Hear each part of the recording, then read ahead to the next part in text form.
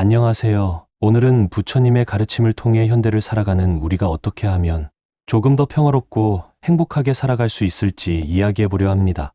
부처님의 말씀은 단순히 종교적인 의미를 넘어 우리가 겪는 고통과 삶의 문제를 풀어가는데 실질적인 지혜를 제공합니다. 한번 생각해 볼까요? 우리는 왜 항상 바쁠까요? 왜 끊임없이 더 많은 것을 원하고 그러면서도 만족하지 못할까요? 오늘 이 영상을 통해 부처님께서 말씀하신 삶의 본질과 행복의 비밀을 함께 알아보겠습니다. 부처님의 가르침은 아주 간단하지만 삶의 본질을 꿰뚫고 있습니다. 그 중에서도 가장 중요한 가르침은 사성제와 팔정도입니다. 첫째, 고성제 세상에는 고통이 존재한다는 사실입니다. 예를 들어, 우리는 때로 원하지 않는 일이 생기거나 사랑하는 사람과 헤어지며 고통을 겪습니다. 둘째, 집성제 고통의 원인은 집착과 욕망입니다. 더 많이 갖고 싶다는 마음, 내가 원하는 대로 모든 게 이루어져야 한다는 집착이 결국 고통을 만듭니다. 셋째, 열성제 고통은 사라질 수 있습니다. 욕망과 집착을 내려놓으면 고통도 자연스럽게 사라집니다. 넷째, 도성제 고통을 없애는 방법은 팔정도를 실천하는 것입니다. 팔정도. 팔정도는 8가지의 올바른 삶의 태도를 말합니다.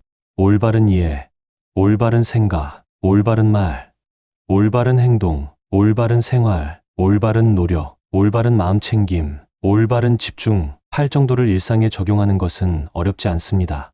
예를 들어 누군가와 대화할 때 상대방에게 진실하고 친절한 말을 건네는 것만으로도 우리는 올바른 말을 실천하는 것이죠. 현대인은 끊임없이 경쟁 속에서 살아갑니다. 그래서 불안과 스트레스가 우리를 괴롭힙니다. 부처님의 가르침은 이런 현대인들에게도 큰 지혜를 줍니다. 마음챙김. 요즘 마인드풀니스라는 말 많이 들어보셨죠? 이건 부처님의 가르침인 마음챙김에서 비롯된 개념입니다. 마음챙김은 현재 순간에 집중하는 것을 말합니다. 하루 10분이라도 조용히 앉아 호흡에 집중해 보세요. 지금 나는 숨을 들이마시고 있다. 지금 나는 숨을 내쉬고 있다. 이렇게 현재 순간에 집중하면 마음이 고요해지고 스트레스에서 벗어날 수 있습니다. 번뇌에서 벗어나기. 번뇌는 불필요한 걱정과 집착입니다. 예를 들어 누군가에게 상처받은 일이 떠오를 때 그 감정을 계속 되새기면 우리 스스로 더 괴로워집니다. 이럴 때 부처님은 그 감정을 바라보고 내려놓으라고 말씀하셨습니다. 그저 있는 그대로 받아들이고 흘려보내라. 욕망과 집착에서 벗어나기. 부처님께서는 집착은 고통의 씨앗이다라고 말씀하셨습니다. 우리는 종종 무언가를 강하게 원하거나 놓치지 않으려는 집착 때문에 스스로를 괴롭힙니다. 예를 들어 승진이나 성과를 얻기 위해 지나치게 애쓰거나 과거의 실수에 얽매여 계속 후회한다면 우리 마음은 편안할 수 없습니다. 한 회사원이 있었습니다. 그는 승진을 목표로 2년 동안 열심히 일했지만 승진 기회는 다른 동료에게 돌아갔습니다. 그는 실망과 분노에 사로잡혀 일상적인 업무조차 제대로 수행하지 못했습니다. 그러던 어느 날 그는 부처님의 가르침을 떠올렸습니다. 내가 이 자리에 얽매일수록 더 큰 고통을 느낀다. 그는 자신의 욕망과 집착을 내려놓고 현재 자신이 하고 있는 일에 집중하기 시작했습니다. 결과적으로 그는 승진이 아닌 다른 기회에서 더 큰 성취를 얻을 수 있었습니다. 실천법. 하루에 5분이라도 자신에게 물어보세요. 내가 지금 이 상황에서 집착하고 있는 것은 무엇인가? 그 집착이 당신에게 어떤 고통을 주고 있는지 객관적으로 바라보세요. 그리고 천천히 그 집착을 내려놓아 보세요. 감정을 다스리고 평온을 찾기. 우리의 감정은 순간적으로 일어나지만 이를 통제하지 못하면 오랜 시간 우리를 지배합니다. 특히 분노, 슬픔, 질투 같은 감정은 삶을 복잡하게 만듭니다. 부처님께서는 감정을 억누르기보다 그 감정을 있는 그대로 바라보는 것을 강조하셨습니다. 어느 날 한 아이가 유치원에서 장난감을 잃어버렸습니다. 아이는 울며 화를 냈고 어머니는 그를 달래기 위해 새 장난감을 사주었습니다. 하지만 아이는 여전히 마음이 불편해 보였습니다. 그때 어머니는 아이에게 말했습니다. 그 장난감이 내게 얼마나 소중했는지 이야기해 줄래? 아이는 자신의 감정을 차분히 설명했고 조금씩 울음을 멈췄습니다. 자신의 감정을 마주하고 표현하는 과정에서 아이는 상실감에서 벗어날 수 있었습니다. 실천법. 화가 나거나 슬플 때 그 감정을 억누르지 말고 스스로에게 물어보세요. 나는 지금 왜 이런 감정을 느끼고 있을까? 감정을 억지로 없애려고 하지 말고 그냥 있는 그대로 바라보세요. 감정은 자연스럽게 흘러가게 되어 있습니다. 현재 순간에 머물기. 현대인들은 흔히 과거의 후회나 미래에 대한 불안 속에서 살아갑니다. 부처님께서는 현재를 살라고 말씀하셨습니다. 현재 순간이야말로 우리가 진정으로 존재할 수 있는 유일한 시간입니다. 한 젊은 직장인이 있었습니다. 그는 늘 내가 더 좋은 학교에 갔더라면 일하며 과거를 후회하거나 다음 달 평가에서 좋은 점수를 못 받으면 어떻게 하지? 라는 불안에 시달렸습니다.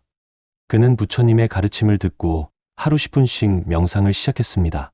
처음에는 집중하기 어려웠지만 점차 호흡에만 집중하면서 현재 순간에 머무는 방법을 익히게 되었습니다. 그 결과 그는 과거와 미래에 대한 불안에서 벗어나 현재 순간에 최선을 다하며 살아갈 수 있었습니다. 실천법. 하루에 10분씩 조용한 곳에서 앉아 호흡에 집중해 보세요. 나는 지금 이 순간에 있다는 마음으로 현재의 순간을 온전히 느껴보세요. 걷는 동안 발걸음을 느끼고 음식을 먹을 때 맛과 향에 집중하는 것도 좋은 마음챙김 연습이 될 수 있습니다. 친절과 배려 실천하기. 부처님의 가르침 중 하나는 우리가 서로 연결되어 있다는 연기법입니다. 모든 생명체는 서로 의존하며 살아가고 우리의 말과 행동은 다른 사람에게 큰 영향을 미칩니다. 한 버스 기사가 있었습니다. 그는 늘 아침에 승객들에게 좋은 하루 되세요 라고 인사했습니다. 처음에는 승객들이 그의 인사를 무심히 지나쳤지만 시간이 지날수록 사람들은 그에게 기사님도 좋은 하루 되세요 라고 화답했습니다. 작은 친절이 승객들에게 웃음을 주었고 버스 안의 분위기는 더욱 밝아졌습니다. 실천법. 매일 한 가지 친절한 행동을 실천해 보세요. 누군가에게 진심 어린 미소를 짓거나 작은 칭찬 한마디를 건네는 것도 좋은 시작입니다. 마무리 메시지. 부처님의 가르침은 단순히 종교적인 가르침을 넘어 우리가 더 평화롭고 행복하게 살아가는 데 필요한 지혜를 줍니다. 오늘은 부처님의 가르침 중 욕망과 집착에서 벗어나기, 감정을 다스리기, 현재 순간에 머물기, 그리고 친절과 배려를 실천하는 방법에 대해 이야기했습니다. 이 가르침들은 거창하거나 어려운 것이 아닙니다. 지금 여기에서 바로 실천할 수 있는 아주 작은 변화들입니다. 여러분도 오늘 이 순간부터 부처님의 가르침을 일상에 적용해 보세요. 그리고 어떤 변화를 경험했는지 스스로 느껴보세요. 오늘 이야기가 여러분의 마음에 작은 울림을 주었기를 바랍니다. 오늘은 부처님의 말씀을 통해 삶의 본질과 고통에서 벗어나는 방법을 이야기했습니다. 부처님께서는 이렇게 말씀하셨습니다. 행복은 외부에서 오는 것이 아니라 내 마음에서 만들어진다. 여러분의 삶에서 가장 중요한 것은 무엇인가요? 오늘 하루를 부처님의 가르침을 떠올리며 살아보는 건 어떨까요? 작은 실천이 여러분의 삶에 큰 변화를 가져올 수 있을 겁니다. 함께 해주셔서 감사합니다. 다음 영상에서도 부처님의 깊은 가르침을 함께 나누겠습니다. 평화롭고 행복한 하루 되세요.